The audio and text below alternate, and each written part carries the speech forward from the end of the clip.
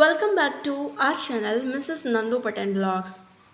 நல்லெண்ணெய் மிதக்க ஒரு சூப்பரான வெண்டைக்காய் புளிக்குழம்பு எப்படி செய்கிறதுன்னு தான் இந்த வீடியோவில் பார்க்க போகிறோம். பார்க்குறதுக்கு முன்னாடி சேனலை மறக்காமல் சப்ஸ்கிரைப் பண்ணிக்கோங்க.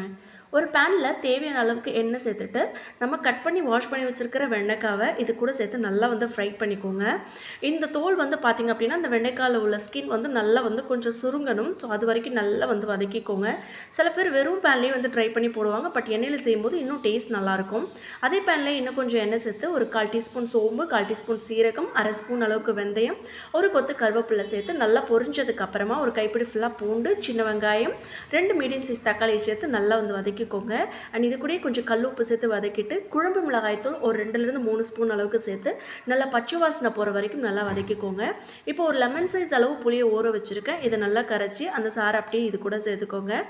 எப்போதுமே இந்த மாதிரி புளிக்குழம்போ இல்லை காரக்குழம்பு எது வைக்கிறதா இருந்தாலும் கொஞ்சமான குவான்டிட்டியில் வைக்கும்போது இன்னுமே டேஸ்ட் நல்லாயிருக்கும்.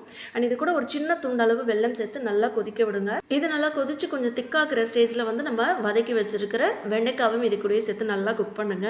இப்போ கிரேவி பார்த்தீங்கன்னா நல்லா திக்காக ஆரம்பிக்கும். இந்த ஸ்டேஜில் ஒரு 4 பல் பூண்டை நல்லா உரலில் இடித்து அதை இது கூட சேர்த்துக்கோங்க. இதுதான் இதுலேயே ஹைலைட். இந்த மாதிரி பூண்டு நச்சு சேர்க்கும் போது பார்த்தீங்கன்னா குழம்பு நல்லா வாசமாகவும் டேஸ்ட்டாகவும் இருக்கும். ஸோ இப்போ பார்த்தீங்கன்னா நல்லா திக்காக ஆரம்பிச்சிருச்சு. இந்த ஸ்டேஜில் அடுப்பு ஆஃப் பண்ணிவிட்டு நீங்கள் சர்வ் பண்ண வேண்டியதான். மோஸ்ட்லி இந்த மாதிரி குழம்பு செய்யும்போது நீங்கள் நல்லெண்ணெய் யூஸ் பண்ணுங்கள். பூண்டு, சின்ன வெங்காயம் அதிகமாக சேர்க்குற மாதிரி பார்த்துக்கோங்க. அப்போ தான் இன்னும் டேஸ்ட் நல்லாயிருக்கும். இந்த மாதிரி காரக்குழம்பு, புளிக்குழம்பு, வெங்காய குழம்பு இதெல்லாம் வைக்கும்போது சின்ன துண்டளவு வெல்லம் சேர்க்கும்போது இனிமேல் உங்களுக்கு டேஸ்ட் நல்லாயிருக்கும்.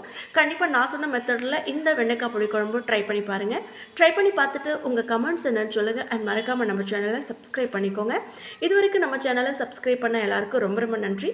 இதே மாதிரி இன்ட்ரெஸ்டிங்கான ஒரு ரெசிபீஸில் நான் உங்களை மீட் பண்ணுறேன். Until then is bye from உங்கள் Nandu button. See you, bye. Take care.